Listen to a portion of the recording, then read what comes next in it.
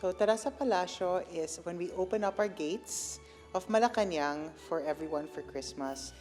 This is something that started with the father of PBBM. This is something that, this is the palace of the people, and we want to bring the people back and experience Christmas here in Malacanang. Everyone is welcome, everyone is invited. So we have two different activities happening during Terasa Palacio. We have in the evenings at 6 p.m. to 11 p.m., we have free carnival rides.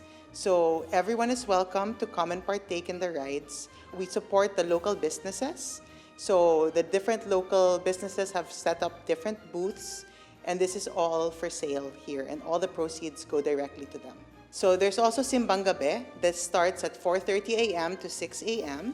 We also serve for free puto bongbong and bibingka for everyone that comes. Everyone is welcome to please come by Malacanang grounds and enjoy either Terasa Palacio or Simbang Gabi.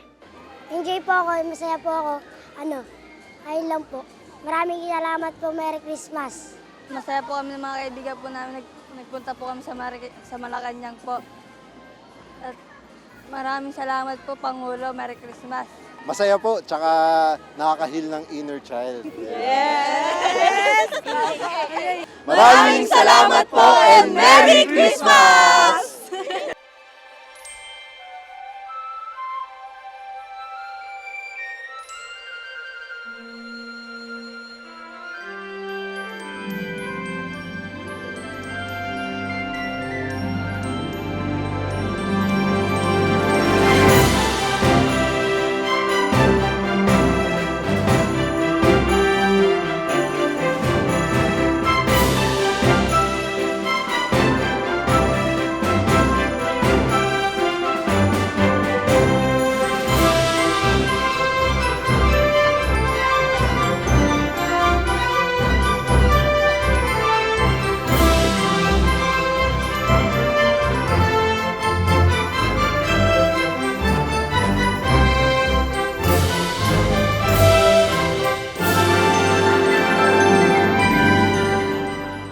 Second time ko na po magsimba ngayon since last year. Natutuwa po ako kasi binuksan ng palasyo yung tahanan niya para sa mga regular na tao. Kasi minsan lang naman to, once in a lifetime. Kaya gusto namin gawing kahit ba every year man lang kahit isang beses makapagsimba. Maraming salamat po, President, and Merry Christmas to all po.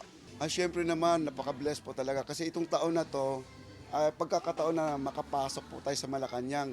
Kasi ang Malacanang noon pa man nadinig namin ay napakahirap dito pumasok. Pero napakasarap po ang feeling pag nasa loob ka ng Malacanang. Mga kababayan, tara na sa palasyo. Kasi ito na po ang pagkakataon na pwede tayong pumasok. Open to the public na po tayo. I would say na our experience here has been a delight, and napili po namin magsimba dito kasi gusto po namin maramdaman yung spirito ng Pasko sa Malacanang po. Gusto po namin na maramdaman yung isa't isa as pamilya, and dito po makapasyal po kami sa loob ng Malacanang po kasi minsan lang po ito at ngayon lang din po namin naranasan. Tara na!